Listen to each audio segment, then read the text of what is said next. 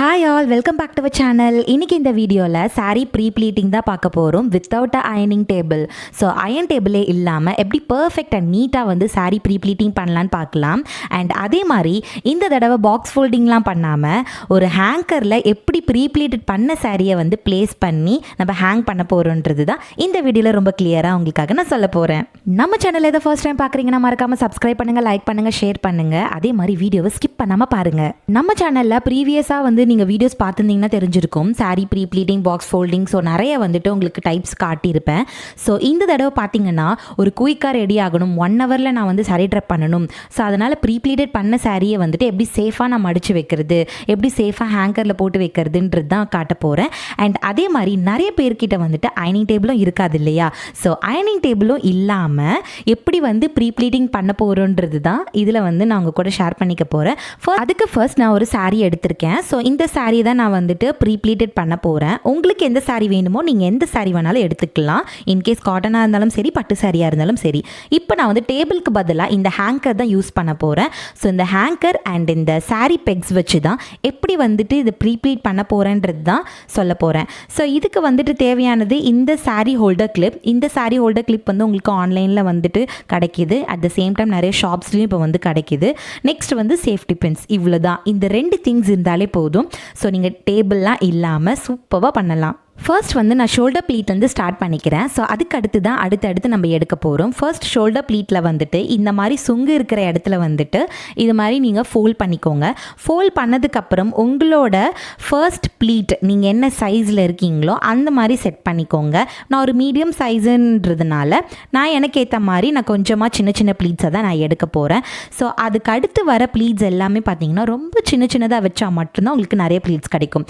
இல்லை எனக்கு அந்தளவுக்கு சின்ன ப்ளீட்ஸ்லாம் வேணாம், நான் நார்மலாக தான் வைக்க போகிறேன்னாலும் அது உங்கள் விருப்பம் தான். இப்போ வந்து ப்ளீட்ஸ் எடுத்துட்டேன். ஆக்சுவலி இந்த ப்ளீட்ஸ் வந்து பார்த்தீங்கன்னா ஒரு 8 ப்ளீட்ஸ் கிட்ட வந்திருக்கு. ஸோ இதுவே வந்துட்டு ஒரு மீடியமான ஒரு ப்ளீட்ஸ் தான். ஸோ இந்த ப்ளீட்ஸை வந்து நான் கொஞ்சமாக வந்து அரேஞ்ச் பண்ணிக்கிறேன். கொஞ்சம் கீழே ஃபேப்ரிக்கு அரேஞ்ச் பண்ணதுக்கப்புறம் நான் முனையில் பிடிச்சிருக்க கையை வந்து நான் விடும்போது என்னோட அந்த சுங்கு பகுதி நான் மடித்து விட்டேன் இல்லையா, அதை நான் ஈஸியாக வந்துட்டு வெளியில் இழுத்து விட முடியும். அதுக்கப்புறம் தான் நான் பின் பண்ணிவிட்டு நான் என்னோடய ப்ளீட்ஸை வந்து எடுக்க ஸ்டார்ட் பண்ண போகிறேன். ஸோ இந்த மாதிரி இந்த சுங்கு வந்து ரொம்ப டிஸ்டர்பாக இருக்குன்னா இந்த ட்ரிக்கை வந்து ஃபாலோ பண்ணுங்கள். இப்போ நான் அரேஞ்ச் பண்ணிட்டேன். பின் செக்யூர் பண்ணிக்கிற கார்னரில், அப்போ தான் நமக்கு கைடன்ஸ் வந்து கரெக்டாக இருக்கும். பின் செக்யூர் பண்ணதுக்கப்புறம் இந்த ஹேங்கரில் தான் நான் வந்து ஹேங் பண்ணி எடுக்க போகிறேன். ஸோ இந்த மாதிரி வந்து ஹேங் பண்ணிவிட்டு இது வந்து இருக்கிறதுல பெரிய கிளிப்பு. ஸோ வந்து சாரீ ப்ரீ-ப்ளீட்டிங் வந்து எப்பவுமே பெரிய கிளிப் வந்து வாங்கிக்கோங்க. ஸோ அப்போ தான் உங்களுக்கு ரொம்ப வந்து டைட்டாக ஹோல்ட் ஆகும். ரொம்ப சின்னதாக இருந்துச்சுன்னா வந்துட்டு 2 கிளிப் யூஸ் பண்ணுற மாதிரி இருக்கும். இப்போ நான் வந்துட்டு ஆஸ் யூஷுவல் நீங்கள் எப்படி எடுக்கிறீங்களோ ப்ளீட்ஸ் அரேஞ்ச் பண்ணிக்கோங்க.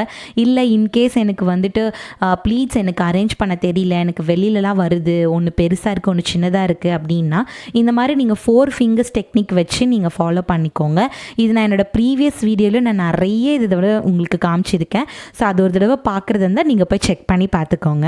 இந்த ப்ரீ-ப்ளீட்டிங் பண்ணுறதுலாம் அவ்வளோவா ஒன்றும் கஷ்டமான விஷயமே கிடையாது.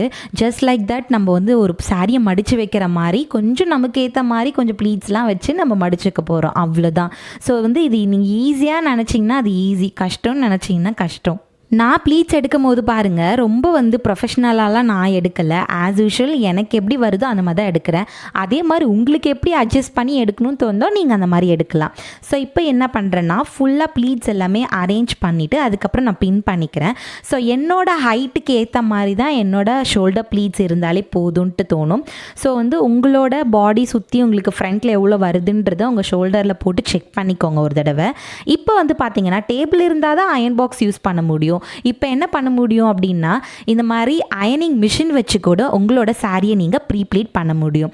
ஸோ இந்த மாதிரி அயனிங் மிஷின் வச்சு நீங்கள் டக்குன்னு வந்துட்டு பண்ணிக்கலாம். பட் என்னென்னா அயனிங் மிஷினில் உங்களுக்கு ரொம்ப ஹெவியான ஹீட் வந்து உங்களுக்கு வந்து சப்ளை ஆகாது. ஸோ அதனால் வந்துட்டு ஐயோ என்னோட சாரி வந்து நான் ரொம்ப ஹீட் வச்சேன் டேமேஜ் ஆகிற மாதிரி இருக்குன்றவங்களுக்கு இது ரொம்பவே சூப்பரான ஒரு டெக்னிக் தான், ஸ்ட்ரெயிட்னர் மிஷின் வச்சு பண்ணுறது. இல்லைனா உங்கள் கையிலே வச்சு நீங்கள் நல்லா ப்ரெஸ் பண்ணி விட்டாலே போதும். இப்போ நான் என்னோடய ஷோல்டரில் வச்சு வச்சு என்னோட பாடிக்கு ஏற்ற மாதிரி கரெக்டாக ஃப்ரண்ட்டில் வருதான்னு செக் பண்ணிக்கிறேன். நெக்ஸ்ட் வந்து ஃப்ரண்ட் ப்ளீட் எப்படி எடுத்து அயன் பண்ணலான்னு பார்க்கலாம். ஜஸ்ட் உங்கள் பாடி மேலே போட்டுக்கோங்க. ஆஸ் யூஷுவல் நீங்கள் வேர் பண்ணுற மாதிரி சும்மா மேலே போட்டுட்டு அதுக்கப்புறம் இந்த ப்ளீட்ஸ் எல்லாம் வந்து அழகாக உங்களுக்கு சைடு மறையிற மாதிரி ஸ்ப்ளிட் பண்ணிக்கோங்க. ஸ்ப்ளிட் பண்ணதுக்கப்புறம் இந்த அயனிங் மிஷின் வச்சு ஒரு ப்ளீட்டாக நீங்கள் பொறுமையாக அயன் பண்ணாலே போதும். அது வந்து உங்களுக்கு போதுமான அளவு நீங்கள் எவ்வளோ அயன் பண்ணுறீங்களோ ஹீட் வச்சு அயன் பண்ணிக்கோங்க. உங்களுக்கு பாடி பெயின் வராமல் இந்த மாதிரி ஈஸியாக ப்ரீப்ளீட் பண்ணுறதுக்கு இதை விட ஒரு பெஸ்ட்டான ஐடியா வேறு எதுவுமே கிடையாது. ஜஸ்ட் உங்கள் மேலே வந்து இந்த மாதிரி போட்டுட்டு அதுக்கப்புறம் இந்த அயனிங் மிஷின் வச்சு நீங்கள் வந்து ஹீட் பண்ணிக்கலாம். நல்லா அயன் பண்ணதுக்கப்புறம் பார்த்தீங்கன்னா உங்களோட ப்ளீட்ஸ் எல்லாம் நல்லா ஷார்ப்பாக நல்லா ஷேப்பாக அந்த மாதிரி உங்களுக்கு பர்ஃபெக்டாக வந்து நின்றுடும். ஸோ இது வந்து சைடு மறையிற மாதிரி நீங்கள் வச்சு பண்ணும்போது ஆல்ரெடி உங்களுக்கு கரெக்டாக சைடு மறைஞ்ச மாதிரி நின்றுடும். ஸோ இது வந்து பார்த்திங்கன்னா லைக் ஏ ஷேப்பில் மாதிரி உங்களுக்கு தெரியுன்றதுனால இந்த மாதிரி வந்துட்டு ஸ்ப்ளிட் பண்ணி அயன் பண்ணுறது நல்லது. அண்ட் அதே மாதிரி எது வரைக்கும் அயன் பண்ணணும் அப்படின்ற ஒரு விஷயம் இருக்குது இல்லையா, அது கரெக்டாக வந்து பார்த்திங்கன்னா உங்கள் ரைட் ஹேண்ட் சைடு வந்து கரெக்டாக அந்த வளைவு வருது இல்லையா, உங்கள் ஹிப் கிட்ட வர அளவுக்கு நீங்கள் அயன் பண்ணிக்கிட்டாலே போதும். ஸோ இப்போ வந்துட்டு சென்டர் ப்ளீட் எப்படி எடுக்கலாம் பார்க்கலாம். ஸோ செல்ஃபாக எடுக்கிறதுக்கு ஜஸ்ட் உங்கள் சாரியை மேலே போட்ட மாதிரியே வச்சுட்டு உள் சுத்து இருக்கு இல்லையா, அது வரைக்கும் நீங்கள் கரெக்டாக இருக்கான்னு பார்த்துட்டு ஃபர்ஸ்ட் ப்ளீட் வந்து அதாவது ஃப்ரண்ட் ப்ளீட்டில் இருக்க ஃபர்ஸ்ட் ப்ளீட் நல்லா டைட்டாக கொண்டு வந்து ட்ரைப் பண்ணுற மாதிரி எடுத்துக்கோங்க. ஸோ உங்களோட ரைட் ஹேண்ட் கிட்ட ஃபேப்ரிக் நல்லா இழுத்து ஒரு பின் குத்திக்கோங்க.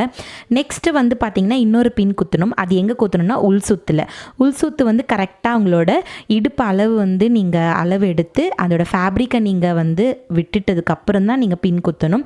ஸோ நீங்கள் ஆஸ் யூஷுவல் நீங்கள் எங்கே டக்கின் பண்ணுவீங்களோ அதுலேருந்து அப்படியே ஜஸ்ட் உங்கள் ஹிப்பை சுற்றி அங்கே ஒரு பின் வந்து மார்க் பண்ணி. எதுக்காக இது பண்ணுறோம் அப்படின்னா சென்டர் ப்ளீட் வந்துட்டு பார்த்திங்கன்னா நிறைய பேர் வந்து நார்மலாக எடுக்கும் போது 4 or 5 தான் வரும். ஸோ இந்த தடவை சென்டர் ப்ளீட் நிறைய வேணுன்றதுனால தான் நம்ம ஆக்சுவலி ப்ரீ ப்ளீட்டிங் பண்ணுறதே. ஸோ அதனால் வந்து இந்த 2 பின்னுக்கு நடுவில் இருக்க ஃபேப்ரிக்கை தான் நம்ம வந்துட்டு அயன் பண்ண போகிறோம். அயன் பண்ணதுக்கப்புறம் வந்து பார்த்திங்கன்னா ப்ளீட் எடுக்க ஆரம்பிக்கலாம். ப்ளீட்ஸ் வந்து ரொம்ப குட்டி குட்டியாக எடுங்க. எவ்வளோ உங்களால் முடியுமோ அவ்வளோ குட்டி குட்டியாக எடுங்க. ஸோ அப்போ தான் வந்து உங்களுக்கு நிறைய ப்ளீட்ஸ் வந்து கிடைக்கும். அட் த சேம் டைம் நீங்கள் வந்து சாரீ ட்ரைப் பண்ணி நடக்கும் போது ரொம்ப அழகாக இருக்கும். ப்ளீட்ஸ் வந்து நான் வந்து எடுக்கும் போதே பாருங்கள், இந்த பின்லேருந்து எண்ட் ஆஃப் தி பின் வரைக்கும் நான் எடுக்கிறேன். ஸோ இப்போ போதுன்றதுனால நிறைய ப்ளீட்ஸ் கிடச்சிருக்கு. இப்போ இது எல்லாமே வந்து அரேஞ்ச் பண்ணணும். எப்படி அரேஞ்ச் பண்ணணும்னா ஜஸ்ட் அதே தான் உங்கள் பாடி மேலே ப்ளேஸ் பண்ணிவிட்டு நான் எப்படி இந்த மாதிரி வந்து சைட் பை சைடாக ஸ்ப்ளிட் பண்ணணும் அதே மாதிரி ஸ்ப்ளிட் பண்ணி பின் செக்யூர் பண்ணிவிடுங்க. அப்போ தான் உங்கள் ப்ளீட்ஸ் எல்லாமே விசிபிளாக வெளியில் தெரியும். இந்த மாதிரி உங்களுக்கு மேலே வச்சு பண்ண வரல அப்படின்னா நீங்கள் வந்து டேபிள் ஆர் பெட் யூஸ் பண்ணி கூட பண்ணலாம், உங்கள் விருப்பம் தான். பட் டேபிள் இல்லாத ஒரு காரணத்தினால தான் இந்த ஒரு டெக்னிக். ஸோ இது வந்து உங்களுக்கு ஒரு நல்ல கைடன்ஸாக இருக்கும். நம்ம வீட்டில் இருக்கும் போது இது மாதிரி பண்ணிடலாம். பட் நம்ம எங்கேயாச்சும் வெளியில் போயிருக்கோம், அந்த டைம் டேபிள் இல்லைன்னா உங்களுக்கு இது வந்து நல்ல ஒரு வீடியோ ஹெல்ப்ஃபுல்லாக இருக்கும். ஸோ நெக்ஸ்ட் வந்து இந்த ஹேங்கர்லேயே நான் வந்துட்டு ஹேங் பண்ணிக்கிறேன். இப்போ ரெஸ்ட் ஆஃப் தி ப்ளீட்ஸ் எல்லாமே நான் எப்படி ஸ்ப்ளிட் பண்ணணும் அதே கைடன்ஸ் வச்சு நான் கொஞ்சம் கொஞ்சமாக எல்லா ப்ளீட்ஸும் எடுத்து ஒரு பின் பண்ணி எடுத்துக்கிறேன். இப்போ இந்த மாதிரி தான் அரேஞ்ச் பண்ணணும்னு கூட அவசியம் இல்லை. நீங்கள் நார்மலாக வந்துட்டு இந்த மாதிரி சாரீ வந்து ஹேங் பண்ணும்போது நமக்கு ஃபேப்ரிக் நல்லாவே கீழே வந்து தொங்கின மாதிரி இருக்கும். ஸோ அந்த சமயத்தில் நமக்கு ரொம்பவே ஈஸியாக இருக்கும் அரேஞ்ச் பண்ணுறதுக்கு. ஸோ ரொம்ப பிகினராக இருக்கீங்க, சாரியே கட்ட தெரியாத இருக்கீங்க அப்படின்னா ரொம்பவே யூஸ்ஃபுல்லாக இருக்கும் உங்களுக்கு இந்த டெக்னிக். சாரீ கட்ட பிடிக்கும், ஆனால் இந்த ப்ரீ ப்ளீட்டிங்லாம் வந்து பண்ணுறது ரொம்ப கஷ்டமாக இருக்குதுன்னு சொல்கிறவங்களுக்கு சீரியஸாக சொல்கிறேன், இது ரொம்பவே ஹெல்ப்ஃபுல்லான ஒரு வீடியோ. பிகாஸ் நானும் ஒரு பிகினராக இருக்கும்போது என்னோட பிரைட்ஸ்க்கு சாரீ ட்ரை பண்ணும்போது இந்த மாதிரி டேபிள்ஸ் எதுவுமே இருக்காது. ஸோ அந்த சமயத்தில் இந்த மாதிரி ஹேங்கர்ஸ், சேர்ஸ், இந்த மாதிரி கிரில் கேட்லாம் வச்சு யூஸ் பண்ணி தான் நான் வந்துட்டு ப்ரீ ப்ளீட்டிங் பண்ணுவேன். ஸோ அது வந்து தனி ஒரு எக்ஸ்பீரியன்ஸ். ஸோ நீங்கள் வீட்டில் பண்ணுறதுனால ரொம்ப கூலாக கேஷுவலாக நீங்கள் பண்ணலாம். எங்கேயா வெளியில் போகிறீங்க அப்படின்னா கண்டிப்பாக ஒரு 1 hour 2 hours முன்னாடியே நீங்கள் இது பண்ணி வச்சுக்கிட்டாலே போதும். அதுக்குன்னு ரொம்ப நாள் முன்னாடிலாம் பண்ணி வச்சுக்காதீங்க. 1 month அந்த மாதிரிலாம் நீங்கள் முன்னாடி பண்ணக்கூடாது. சாரீ வந்து டேமேஜ் ஆக வாய்ப்பு இருக்குது. டேமேஜ் ஆகாது, அந்த கோடு மடிப்பு எல்லாமே அப்படி நின்றுடும். ஸோ அது வந்து நம்ம ஃபேவரட் சாரியாக இருந்தால் ரொம்ப ஹார்ட் பிரேக்கிங்காக இருக்கும். ஸோ அதனால் வந்துட்டு எங்கேயா வெளியில் போகிறீங்க அப்படின்னா ஒரு 1 dayக்கு முன்னாடி 2 daysக்கு முன்னாடி கூட பண்ணிக்கோங்க. அதே மாதிரி ட்ரை பண்ணதுக்கப்புறம் சாரியை கழிச்சிட்டு நார்மலாக வந்து ட்ரை வாஷ் பண்ணி அயன் பண்ணி வச்சிங்கன்னா ரொம்பவே சூப்பராக இருக்கும் உங்களோட சாரீ. ஸோ இப்போ நான் அதே கைடன்ஸ் வச்சு நான் என்னோடய லாஸ்ட்டு சென்டர் ப்ளீட் வரைக்குமே நான் வந்து அதே மாதிரி தான் எடுக்கிறேன். ஸோ எதுக்காக இந்த மாதிரி விசிபிளாக தெரியணுன்றதுக்காகவே இப்படி எடுக்கிறோம் அப்படின்னா, அப்போ தான் வந்து நீங்கள் அயன் பண்ண உடனே நல்லா ஸ்டிப்பாக நிற்கும். இல்லைனா வந்துட்டு உள்ளே தான் இருக்குமே, வெளியில் வந்து உங்களுக்கு ப்ளீட்ஸ் ரொம்ப விசிபிளாக தெரியாது. இப்போ நான் வந்துட்டு இந்த எண்ட் ஆஃப் தி பார்டரில் கூட நான் ஒரு பின் குத்திக்கிறேன். அப்போ தான் எனக்கு ஹேங்கரில் போடும்போது ரொம்ப கலையாமல் இருக்கும். இப்போ நான் அயனிங் மிஷின் வச்சு அதே மாதிரி அயன் பண்ணி எடுத்துக்கிறேன். ஸோ என்னோடய சாரீ வந்து எப்படி இருக்கும், நான் அயன் பண்ணால் எப்படி இருக்கும்ன்ட்டு வந்து எனக்கு தெரியுன்றதுனால நான் மீடியமாக அயன் பண்ணியிருக்கேன். இப்போ பாருங்கள், centre pleat, front pleat and pallu pleat, so இது எல்லாமே நான் வந்து பண்ணியாச்சு. இதுக்கப்புறம் பார்த்தீங்கன்னா பாக்ஸ் ஃபோல்டிங், அதுதான் ரொம்ப இருக்கிறதுலே கஷ்டமாக இருக்குதுன்னு நிறைய பேர் வந்து கமெண்ட் பண்ணியிருந்தீங்க. ஸோ இந்த மாதிரி ஹேங்கரில் எப்படி போடலான்னு பார்க்கலாம். ஃபர்ஸ்ட் நீங்கள் சாரீ இந்த மாதிரி திருப்பின மாதிரி போட்டுக்கோங்க. சாரியோட சென்டர் ப்ளீட்டை வந்துட்டு திருப்பின மாதிரி போட்டதுக்கப்புறம் பார்த்தீங்கன்னா சாரீ ஃபுல்லாகவே திரும்பின மாதிரி தான் இருக்கும். பல்லு ப்ளீட் கூட திரும்பி தான் இருக்கும். ஜஸ்ட் உங்கள் சப்போர்ட்டுக்கு வந்து உங்கள் ஷோல்டரில் போட்டுக்கோங்க. இப்போ உள் சுத்தை வந்து நல்லா நீங்கள் ட்ராக் பண்ணிங்கன்னா உங்களுக்கு வந்து அந்த சென்டர் ப்ளீட்டில் வந்து நின்றுடும். அப்படியே வந்து ஜிக்ஸாக்காக வச்சு இந்த மாதிரி பாக்ஸ் ஷேப்புக்கு வந்து மடிச்சிருங்க. மடிச்சதுக்கப்புறம் வந்து பார்த்தீங்கன்னா இந்த ஃப்ரண்ட் ப்ளீட்டை வந்துட்டு அதே மாதிரி மடிக்கணும். இது மாதிரி ஜிக்ஸாக்காக மடிச்சுட்டு கொஞ்சமாக ஒரு ஃப்ரண்ட் ப்ளீட் மட்டும் கொஞ்சமாக நீங்கள் வெளியில் இழுத்து விட்டுக்கிட்டால் போதும். ஸோ அது வந்து பார்க்க அழகாக இருக்கும், வேறு ஒன்றும் கிடையாது. ஜஸ்ட் கொஞ்சமாக நல்லா நீட்டாக அரேஞ்ச் பண்ணிவிட்டு நான் என்ன பண்ணுறேன்னா ஒரு 3 ஜான் வந்து நான் வெளியில் இழுக்க போகிறேன். ஸோ அது எப்படி இருக்க போகிறேன்னா, என்னோடய ஷோல்டர் பின் இருக்கு இல்லையா, லாஸ்ட் பின், அந்த பின்லேருந்து கனெக்ட் பண்ணிங்கன்னா எப்படியுமே உங்கள் கையளவு ஒரு 3 ஜான் கிட்ட வெளியில் இழுத்தாலும் போதும். 2 ஜான்னாலும் ஓகே தான். ஸோ இந்த மாதிரி 3 ஜான் வெளியில் இழுத்துட்டு எக்ஸ்ட்ராவாக வெளியில் இருக்க ப்ளீட்ஸை வந்துட்டு நான் உள்ளார வச்சு மடிச்சிடுறேன். இப்போ நான் வந்து என்ன பண்ண போகிறேன்னா, ஹேங்கர் எடுத்து ஜஸ்ட் நம்ம எப்பவும் போல் சாரியை மாட்டுற மாதிரி இது மாதிரி லாக் பண்ணி நீங்கள் இழுக்கணும். ஃபோல்ட் பண்ணும்போது கொஞ்சம் சைடில் வந்து ஃப்ரண்ட் ப்ளீட்டை வந்து கொஞ்சம் டவுன் பண்ணி இறக்கிடுங்க. இறக்குனதுக்கப்புறம் இந்த ஃப்ரண்ட் ப்ளீட்டை வந்து மேலே தெரிகிற மாதிரி விசிபிள் ஆக்கிட்டு மேலே அப்படி போட்டுருங்க. மேலே இந்த மாதிரி போட்டதுக்கப்புறம் அந்த பல்லு ப்ளீட் இருக்கு இல்லையா, அதை அப்படியே திருப்பியும் சுத்தன மாதிரி கொண்டு வந்து ஹேங்கரில் போட்டுருங்க. ரொம்ப ஈஸி தான். இது வந்து அவ்வளோ கஷ்டமான ஒரு விஷயம் கிடையாது. என்ன உங்களுக்கு ஃபர்ஸ்ட் டைம் பண்ணும் போது அதையே ரொம்ப நேரம் வந்துட்டு அட்ஜஸ்ட் பண்ணி பண்ணிகிட்டே இருப்போம், அவ்வளோதான்.